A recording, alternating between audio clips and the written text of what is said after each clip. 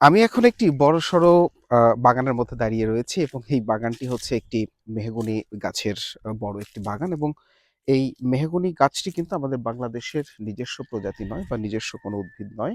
এই উদ্ভিদটি মূলত আমেরিকাতে উৎপত্তি এবং বাংলাদেশে পরবর্তীতে এটি প্রচলন করা হয়েছে এবং এই উদ্ভিদটির বিজ্ঞান ভিত্তিক নাম হচ্ছে সুইটেনিয়া মেহগনি এবং যেটি মেলিয়েসি গোত্রের অন্তর্ভুক্ত একটি উদ্ভিদ।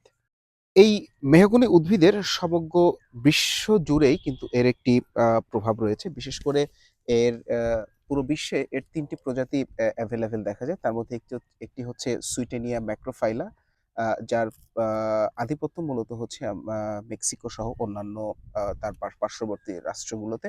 এবং আরেকটি হচ্ছে আমাদের সুইটেনিয়া মেহগনি, যেটি আমাদের ভারতবর্ষের জন্য খুব এভেইলেবল, যেটি আমাদের বাংলাদেশেও এর খুব প্রচলন রয়েছে। এবং আরেকটি হচ্ছে বা সুইটেনিয়া হিউমিলিস, যেটির কিন্তু প্রভাব মেক্সিকো সহ আমেরিকার মধ্যে সীমাবদ্ধ।